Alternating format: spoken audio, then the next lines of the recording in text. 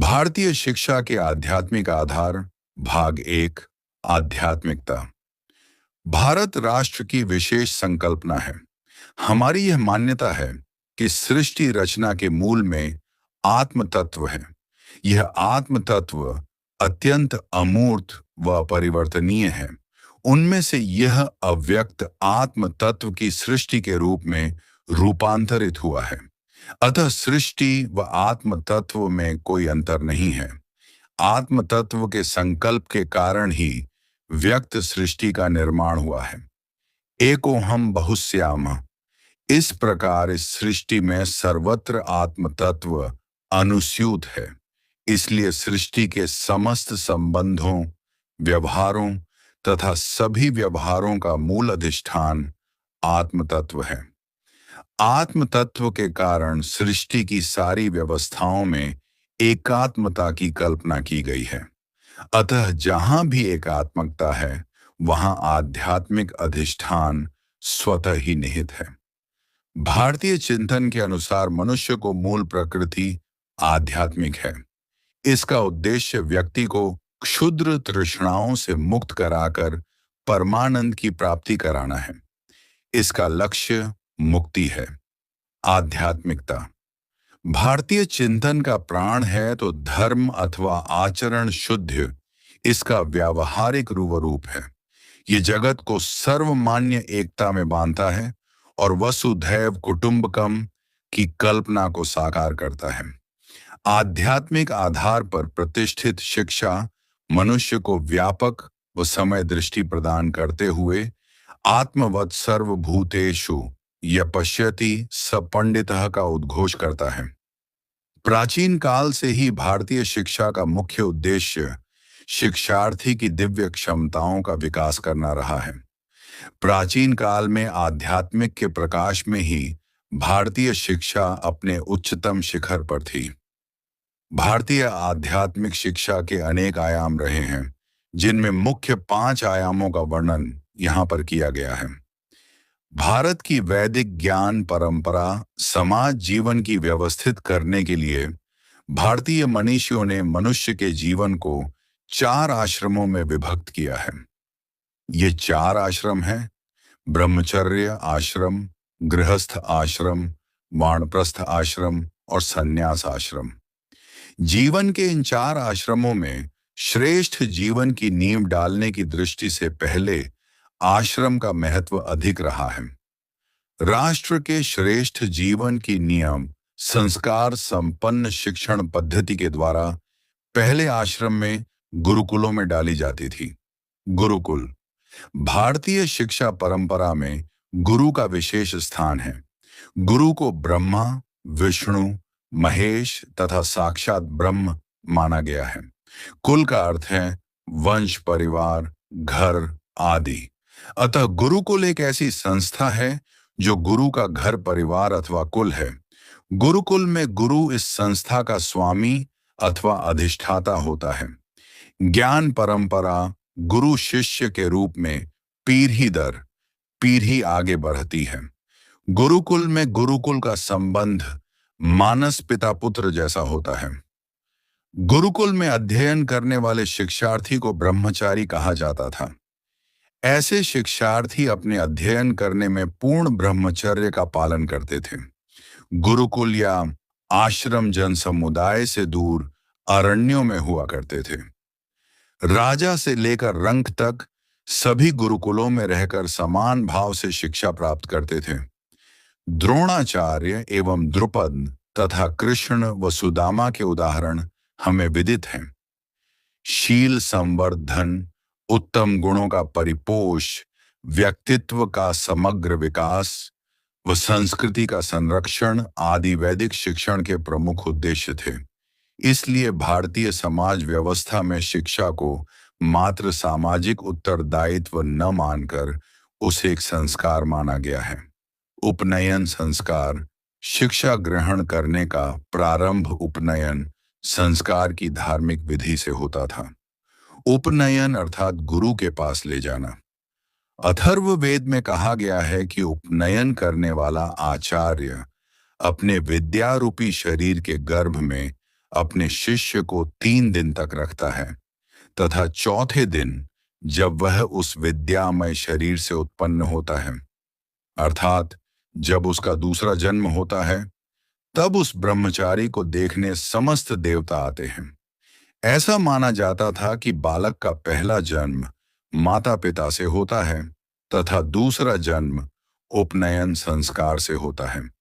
उपनयन संस्कार के बाद ही वह द्विज दूसरी बार जन्मा कहलाता था। वेदों ने गुरु को जन्म देने वाले पिता से भी श्रेष्ठ माना है। अथर्व वेद में लिखा है कि गुरु अपने शिष्य का आध्यात्मिक पिता होता है। भिक्षाटन भिक्षाटन करना गुरुकुल में रहने वाले प्रत्येक ब्रह्मचारी के लिए आवश्यक था। यह नियम राजा से लेकर रंक सभी के लिए था। इससे सभी को समानता, भाईचारे के वातावरण में रहने का अभ्यास होता था। जो शिक्षार्थी सप्ताह में एक दिन भी भिक्षा मांगने न जाता, उसके लिए गोपठ ब्राह्मण और बौद्धायन धर्म सूत्र में प्रायश्चित बताया गया है। भिक्षाटन की इस पद्धति से गरीब व्यक्ति भी भिक्षा से वंचित नहीं होता था। शिक्षा सर्वसुलभ थी। धन लेकर शिक्षा देना निंदास्पद माना जाता था। गोपद ब्राह्मण में कहा गया है, गृहपति को गृहिणी से कहना चाहिए कि ब्रह्मचारी यदि भिक्षा लिए बिना वैसा ही लौट जाएगा तो वह हमारा सारा पुण्य ले जाएगा। इसलिए प्रत्येक ब्रह्मचारी को भिक्षा देना प्रत्येक गृहस्थ का आवश्यक कर्तव्य होता था। विद्यार्जन करते समय ब्रह्मचारी के लिए जहां भिक्षा मांगना अनिवार्य था, वहां यह भी नियम था कि भिक्षा पूर्ण होने के बाद उसे भिक्षा नहीं मांगनी चाहिए, अर्थात अपने पैरों पर खड्डीडी दिहा होना चाहिए।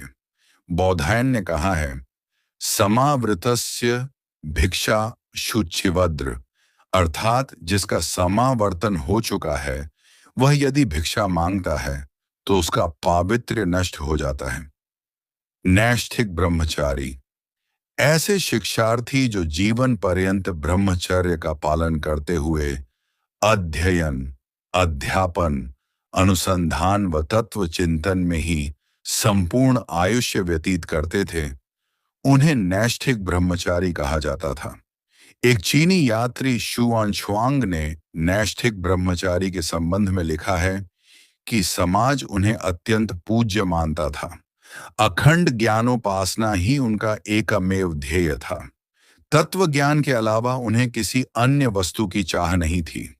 किसी महत्वपूर्ण ज्ञान या जानकारी को प्राप्त करने के लिए वे 200 मील की पैदल यात्रा अतिशय आनंद पूर्वक कर लिया करते थे। इस प्रकार के ज्ञानोपासक नैष्ठिक ब्रह्मचारियों के परिश्रम के कारण ही भारत ने ज्ञान विज्ञान के क्षेत्र में विश्व गुरु बनने की पात्रता प्राप्त की है।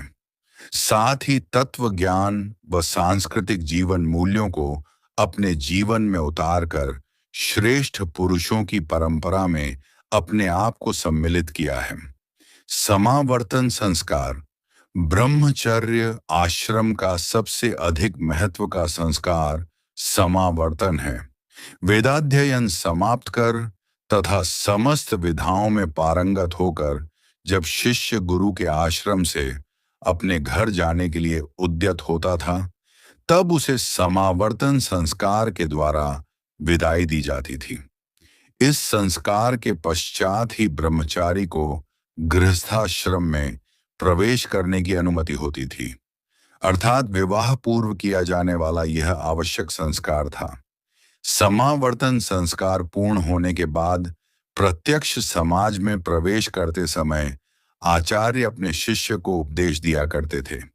ये उपदेश आज भी हमारे जीवन में प्रासंगिक है। तैत्तिरीय उपनिषद की भृगुवल्ली में इस उपदेशों का विस्तार से वर्णन है। यथा धर्म पर चलना, सत्य बोलना, प्रमोद नहीं करना, माता पिता व आचार्य का परायण बनना, अतिथि सेवा करना, श्रेष्ठ पुरुषों का अनुसरण करना, दान देना आदि। गुरुकुलों में शिक्षा का स्वरूप गुरुकुल परंपरा में शिक्षा का स्वरूप आध्यात्मिक था। प्रारंभ से ही भारत के लिए शिक्षा का अभिप्राय यह रहा है कि शिक्षा प्रकाश का स्रोत है तथा विभिन्न कार्यों में यह हमारा मार्ग आलोकित करती है, विभिन्न बाधाओं से पार कराकर अंततः मोक्ष प्रदान करती है। वस्तुतः शिक्षा ज्ञान का बोध कराने के लिए की गई एक व्यवस्था है। अर्थार्जन तो शिक्षा का सीमित प्रयोजन है। शिक्षा का परम प्रयोजन तो ज्ञान प्राप्त करना है। विष्णु पुराण में प्रहलाद जी कहते हैं, सा विद्या विमुक्तये, अर्थात शिक्षा मुक्ति के लिए है। ज्ञान साधना का विषय है। वह साधनों से प्राप्त नहीं होता, वह अपने अंदर होता है। साधना से उसका प्रकटीकरण होता है। मनुष्य के जीवन का लक्ष्य अपने आप को आत्म तत्व के रूप में जानने का है। ये जानने के लिए शिक्षा होती है। मनुष्य कुछ क्षमताओं को लेकर जन्म लेता है। शिक्षा उन अंतर्निहित क्षमताओं का विकास करती है। वैदिक शिक्षा प्रणाली में ज्ञान का अर्थ ब्रह्म ज्ञान से है। ब्रह्म ज्ञान आत्म स्वरूप है। यह निर्णय निराकार व अनंत गुणोपावन है। जगत का समस्त ज्ञान ब्रह्म का ही स्वरूप है। भारतीय शिक्षा का यह मूल सिद्धांत है। इसे जानना ही आध्यात्मिक शिक्षा के स्वरूप को जानना है। शास्त्रों के अनुसार यश को अनुभूत करना ही अध्यात्म है। उपनिषद ब्रह्म विद्या को जानने में हमारी सहायता करते हैं। यम नियम आदि अष्टांग योग का पालन करते हुए ब्रह्म को जाना जा सकता है। आध्यात्मिक ज्ञान में प्रेम, करुणा, परोपकार व सत्य की खोज शामिल है। आध्यात्मिक ज्ञान होने पर व्यक्ति अहंकार, बोध, लालच, ईर्ष्या, पूर्वाग्रह आदि दुर्गुणों से मुक्त होकर बुद्धत्व को प्राप्त हो जाता है। वह समाज व राष्ट्र का एक श्रेष्ठ नागरिक बनता है। गुरुकुलों में यज्ञ परंपरा गुरुकुलों में यज्ञ परंपरा भी शिक्षण विधा का एक स्वरूप था। शिक्षार्थी को प्रातः सायं दोनों समय अग्निहोत्र करना होता था। ब्रह्मचारी प्रतिदिन अपने लिए और गुरु के लिए समिधाएं लेने जंगल में आते थे। लौकिक अर्थ में यज्ञ वेदी का निर्माण करना, समिधाओं को प्रतिदिन एकत्रित करना, हवन सामग्री तैयार करना एवं शुद्ध मंत्रोच्चारण के साथ यज्ञ प्रक्रिया को संपन्न करना आदि यज्ञ के अंतर्गत आता था। किंतु पारलौकिक अर्थ में यज्ञ का अर्थ भिन्न था। इस अर्थ में भारतीय मनीषा ने मनुष्य की प्रकृति को ही यज्ञ प्रधान माना है। जीवन एक महान यज्ञ है तथा मनुष्य के जीवन के अंतर्गत आने वाली समस्त बातों के लिए समर्पण करना आवश्यक है। अर्थात यज्ञ मनुष्य को समर्पण करने की प्रेरणा देता है। इसका आशय है कि यज्ञ केवल कर्म कांड तक ही सीमित नहीं है, बल्कि जीवन दर्शन तक यह विस्तृत है। यज्ञ में आत्मिक प्रगति, भौतिक प्रगति तथा विश्व कल्याण की कामना की जाती है। कामनाएं मनुष्य के जीवन में दो प्रकार की होती हैं। एक है अभिष्ट की प्राप्ति तथा दूसरी है अनिष्ट से निवृत्ति।